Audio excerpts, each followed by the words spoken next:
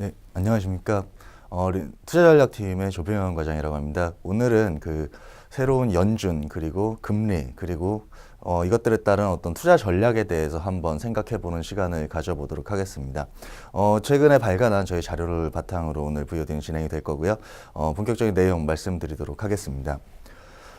잘 아시다시피 뉴스를 통해서 잘 많이 들으셨다시피 그 세계 금융 대통령이라고 불리는 연준 위장이 이번에 새로 바뀌었습니다. 제롬 헤이든 파월이라는 사람으로 바뀌었는데 사실 이번 연준 위장은 여러 가지 측면에서 상당히 좀 특이한 인사라고 볼 수 있을 것 같습니다. 비유대인 출신, 전통적으로 연준 의장들은 유대인 출신들이 많았고요. 비유대인 출신이고 그리고 경제학자가 아닌 사람이 연준 의장이 된 것도 사상 초유의 상황이라고 볼 수가 있을 것 같습니다. 근데 사실 그 취임한 이후에 트럼프 대통령 같은 경우가 계속해서 그 옐런 의장에 대해서 호의적인 평가를 내려왔었다는 점을 감안하게 되면은 왜 이런 인선이 진행이 됐을까에 대한 생각들을 한 번쯤 해볼 수가 있을 것 같습니다. 일단은 트럼프 같은 경우가 지금 대통령이 당선된 이후에 보시게 되면은 뭐 행정부라든지 특히 재무부 같은 경우 그리고 연준 전부 다 월가 출신의 인물들을 상당히 많이 중용을 하고 있다라는 점 정도를 확인하실 수가 있을 것 같습니다. 이 일환이다라는 점 정도를 먼저 확인해 주시면 좋을 것 같고요. 그럼 제롬 파월은 어떤 인물인가를 한번 생각을 해볼 필요가 있을 것 같습니다. 가장 중요한 거 저희가 관심이 많이 가는 게 통화정책 부분일 텐데 비둘기파입니다. 그리고 준칙에 의한 과도한 의존을 반대한다. 준칙에 입각한다는 거는 인플레이션이라든지 아니면은 고용지표 이런 것들에 의해서 정량적으로 산출된 금리 수준을 찾아가야 된다라는 준칙주의인데 그런 것들에서 좀 벗어나 있다라는 얘기는 시장 상황에 대응하는 걸 훨씬 더 중시한다. 옐런이랑 크게 다를 바 없는 통화정책 스탠스를 가지고 있다라고 생각을 하시면 될 것 같습니다. 그러면 사실 여기서 더 이상한 부분은 실상 그 옐런과 정책 기조가 크게 다르지가 않습니다. 그런 상황에서 어떤 통화정책의 연속성을 위해서라고 한다면은 그리고 전문성을 위해서라고 한다면은 경제학 박사 출신인 기존의 의장인 옐런을 연임시키는 것이 훨씬 더 정책 연속성에 있어가지고 긍정적인 사안이었을 텐데 왜 굳이 파월이라는 사람으로 경제학자도 아닌 이런 사람으로 바꿨을까? 바로 이 금융규제라는 부분에 그 답이 있습니다. 파월 같은 경우는 옐런이랑 다르게 완화에 대해서 일부 찬성하고 있는 입장입니다. 그리고 도드-프랭크법의 취지에 대해서는 큰 틀에서 찬성하지만은 보다 효율적인 정책 운영은 가능하다. 규제 완화를 해도 괜찮다라는 스탠스를 가지고 있습니다. 자, 조금 더 살펴보게 되면은 자넷 옐런 이번에 퇴임하는 의장 같은 경우 금융규제 완화에 반대를 하고 있습니다. 얼마 전 9월 달에 사의를 표명한 스탠리 피셔 같은 경우도 금융규제 완화에 대해서 반대를 하고 있고요. 지난 4월 달에 사임을 선언한 다니엘 터룰로라는 연준 이사가 있습니다. 이 사람 같은 경우 오바마 행정부 때 금융규제를 만드는데 주도를 해왔던 사람인데 이 사람도 사임을 했습니다. 그리고 얼마 전에 11월 초에 윌리엄 더들리 뉴욕 연준 총재가 퇴임을 하겠다라는 사의를 밝혔습니다. 이 사람 역시 금융규제 완화에 대해서 극명한 반대를 하고 있던 사람입니다.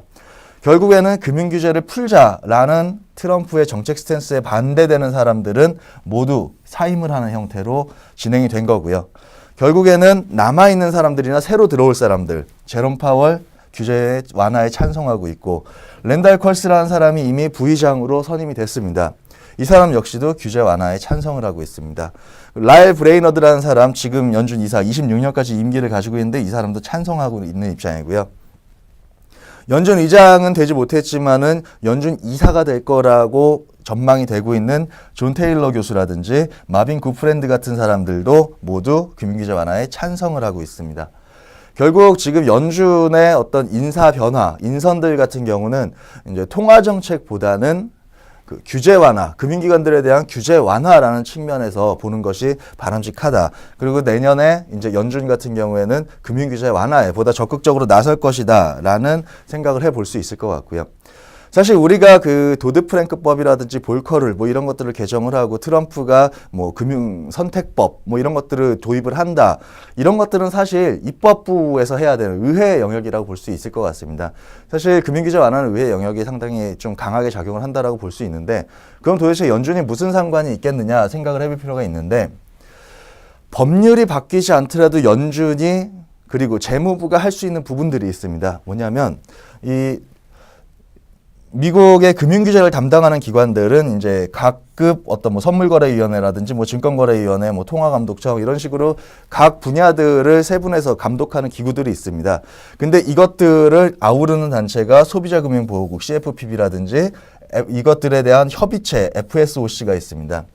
FSOC가 하는 역할은 뭐냐면 SIFI라고 그 금융 규제의 어떤 금융 규제라든가 스트레스 테스트에 대상이 되는 중요 금융기관들을 선별하는 역할입니다. 뭐 자본금이 어느 정도 된다든지 이런 규정 같은 거를 정확한 기준을 설정을 해가지고 금융 규제의 대상이 되는 금융기관들을 설정하는 역할이고요. 이게 바로 재무부에 소속이 되어 있습니다. 그리고 CFPB 같은 경우가 있는데 이 기구 같은 경우에는 이제 실제로 FSOC에서 선정된 금융기관들에 대해서 어떠한 룰을 적용을 할 건지, 자본 비율을 어느 정도 수준에서 맞출 것인지, 그걸 못 맞췄을 때 제재 수위는 어느 정도로 진행을 할 것인지, 이런 세부적인 제재 내용들을 결정하는 게 소비자보호금융국입니다. 근데 이 기구가 바로 연준에 속해 있습니다.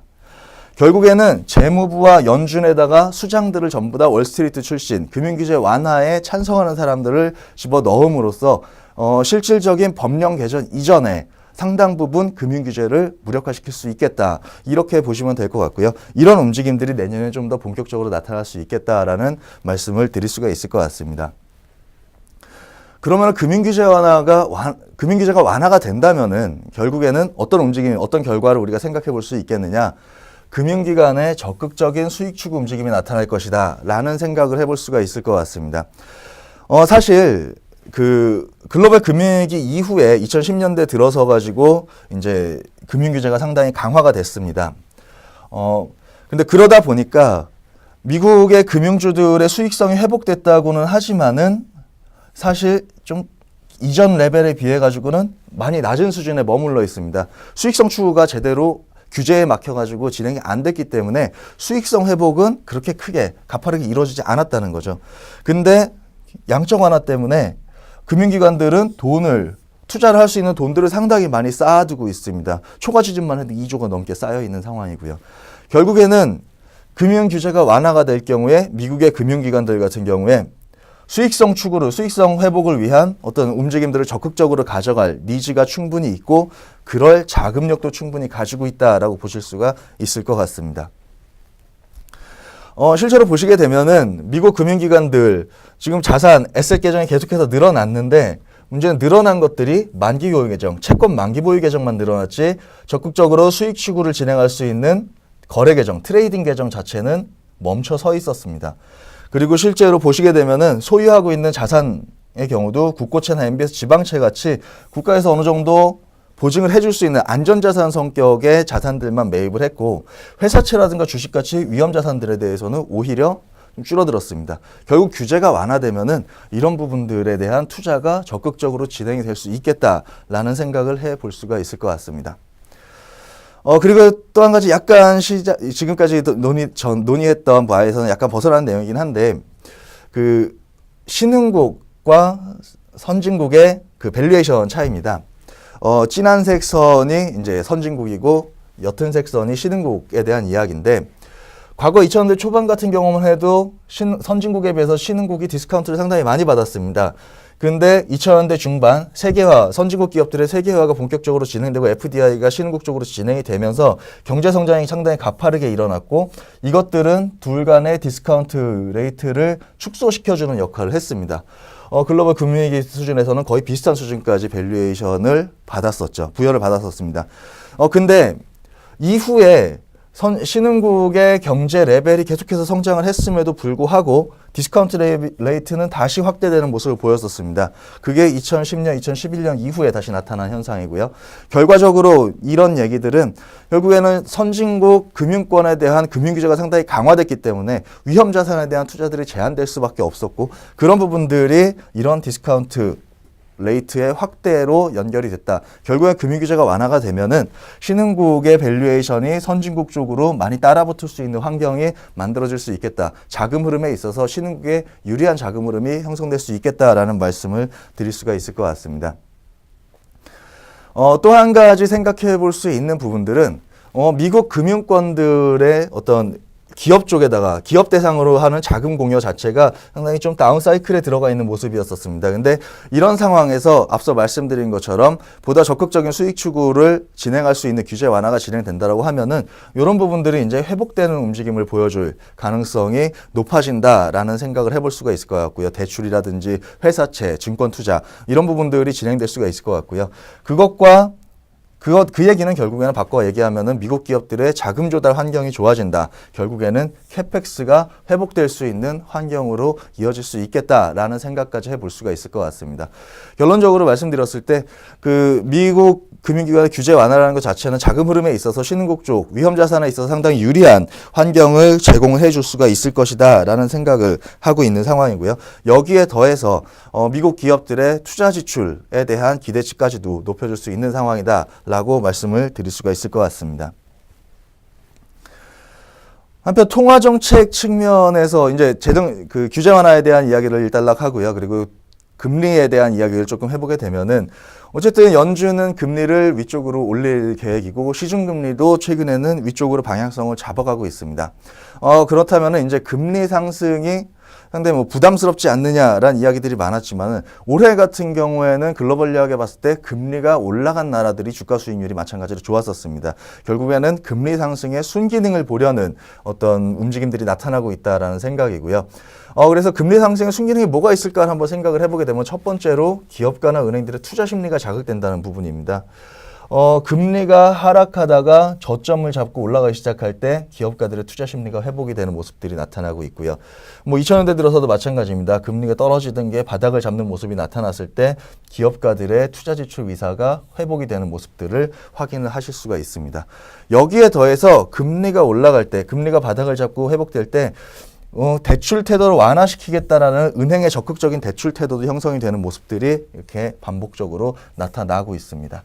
결국 이런 점들을 감안할 때, 뭐 제도적인 규제 측면에서도 그렇고 금리의 방향성 측면에서도 그렇고 실질적인 어떤 투자 사이클의 회복을 기대해 볼 수 있는 모습이다라고 생각을 할 수가 있는데, 실제 데이터들을 맞춰보더라도 마찬가지입니다. 실제로 미국의 민간 부문 고정자산 투자 증감률이랑 미국제 10년물 금리의 방향성이랑 상당히 유사한 모습들을 장기적으로도 보여주고 있는 모습이고요.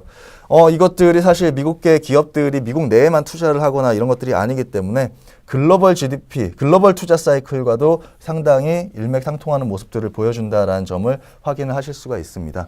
결국에는 모든 지금 방향성 자체가 투자 사이클의 회복이다라는 쪽으로 형성되고 있다는 점을 감안하실 필요가 있을 것 같고요. 특히나 마지막으로 이 지표들 한 가지 살펴보겠습니다. 최근까지 이제 증시가 상승하는 데 있어서는 유동성의 힘도 상당한 도움을 주었었지만은, 경기 모멘텀 지표가 회복됐다는 점도 상당히 좀 긍정적인 작용을 했습니다. 특히 대표적인 게 이제 ISM 제조업 지수 같은 것들일 텐데, 이게 벌써 2015년 말부터 해서 21개월째 상승 흐름을 지속을 해왔습니다. 그러면서 지난달 조금 하락하긴 했습니다만은 9월 달에 60.8, 2000년대 들어서 가장 높은 수준까지 회복이 됐습니다. 그리고 개월수로 보더라도 거의 최장기간 상승을 했습니다. 이것들은 심리지표이기 때문에 아무래도 그 레벨 자체가 추가적인 상승에 있어서 부담을 줄 수 있는 상황이고요. 결과적으로 확률적으로 봤을 때 지금 고점 영역에 어쨌든 들어와 있다. 추가적인 상승보다는 횡보하거나 조금은 둔화될 가능성을 생각해 볼 필요가 있다라는 그런 시점에 지금 직면해 있다고 볼 수 있을 것 같습니다. 그런데 여기서 한 가지 고무적인 사실은 ISM 제조업 지수는 사실 기업가들의 심리입니다. 기업가들의 심리가 추세적으로 상당히 많이 회복이 되고 어느 정도 경기에 대한 확신이 생기고 그런 상황이 전개되고 나면 ISM 제조업 지수가 고점을 형성하는 그런 상황이 전개되고 나면 그때부터 실제로 캐펙스 지출이 늘어납니다. 2009년도에도 마찬가지였습니다.